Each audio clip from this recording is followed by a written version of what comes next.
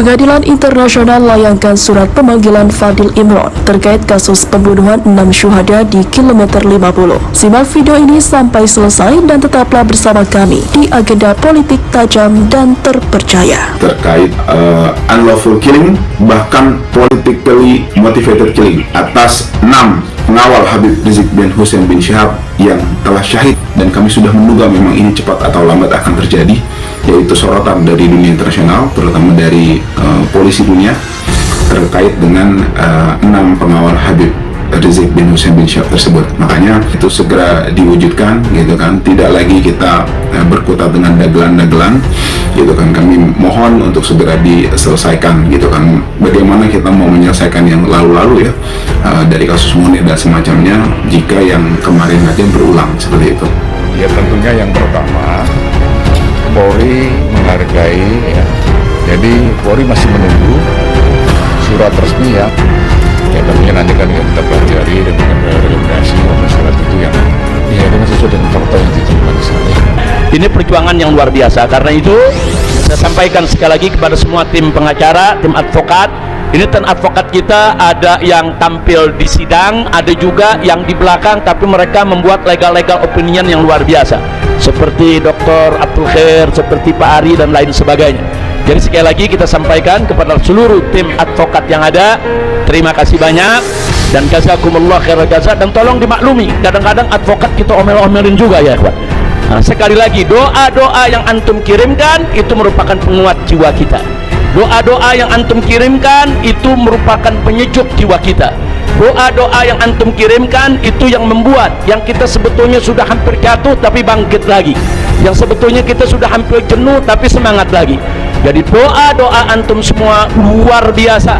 Dan soal ini di mata internasional langsung dianggap sebagai pelanggaran hak asasi manusia dan sangat melanggar konvenan HAM internasional, dan dapat dibawa ke mahkamah internasional untuk dipermasalahkan.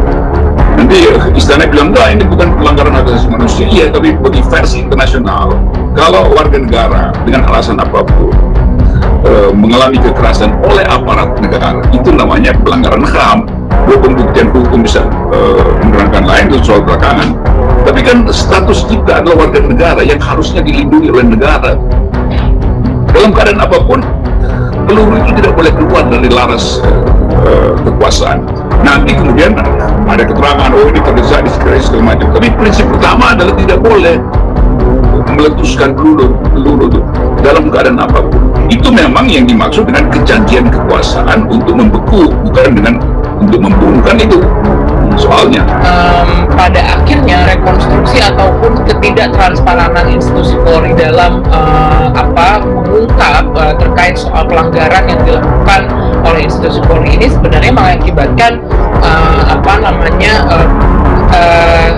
pelanggaran terhadap hak atas informasi bagi publik itu. Jadi sebenarnya seharusnya proses pemeriksaan, proses rekonstruksi dan lain sebagainya itu dibuka seterang-terangnya kepada publik, bahwa apapun hasil putusannya, bagaimana 6 anggota FPI yang dilakukan oleh pihak kepolisian yang berpakaian preman yang bertugas mengungkit kegiatan dan undangan HRS yang bukan seorang buronan apalagi teroris, jelas-jelas dikategorikan sebagai perbuatan di luar hukum atau yang kita bisa dikatakan dengan extraordinary killing dan sangat melanggar HAM.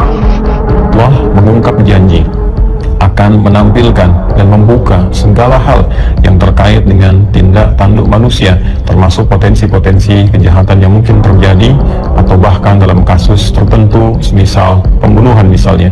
Allah berfirman, wa idh qataltum nafsan fadda'tum fiha wallahu mukhrijum ma kuntum taktumun. Dan ketika engkau pernah melakukan satu tindakan pembunuhan, lalu engkau berselisih paham, berseteru siapa dan bagaimana itu terjadi untuk menemukan pelakunya. Dan Allah berjanji, wallahu mukhrijum ma kuntum taktumun.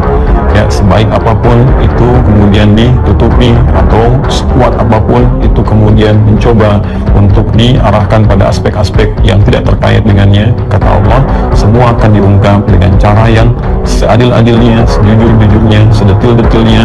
Bila bukan di dunia, maka di akhirat semua akan terbuka.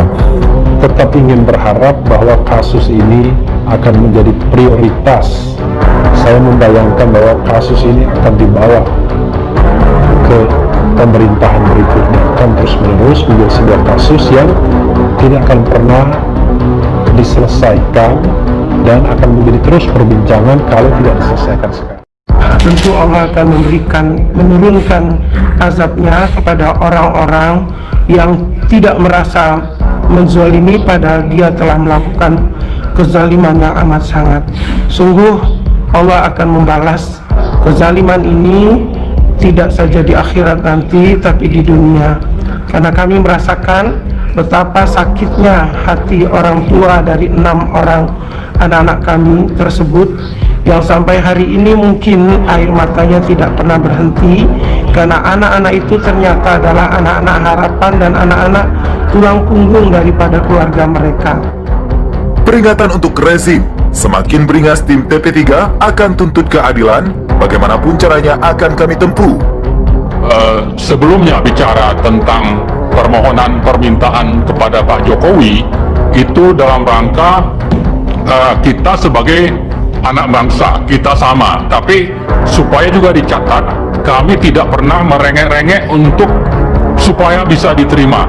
Kalau tidak mau terima juga tidak masalah, semuanya sudah kami serahkan kepada Allah, dan itu juga sudah dibuktikan dengan adanya sumpah mubahalah yang disampaikan 2 hari yang lalu di Jakarta. Jadi Pak Jokowi, Mas Jokowi, sebagai rakyat, saya ingin mengingatkan ketika seorang pendeta terbunuh, Anda gerubak-gerubuk luar biasa dengan gagah perkasa, gegap gempita memerintahkan dibentuknya TGPF. Seorang pendeta saja, ini 6 nyawa anak muda diambil secara paksa, bahkan disertai dengan penyiksaan yang biadab, jauh dari batas-batas perikemanusiaan. Anda mencoba menutup mata.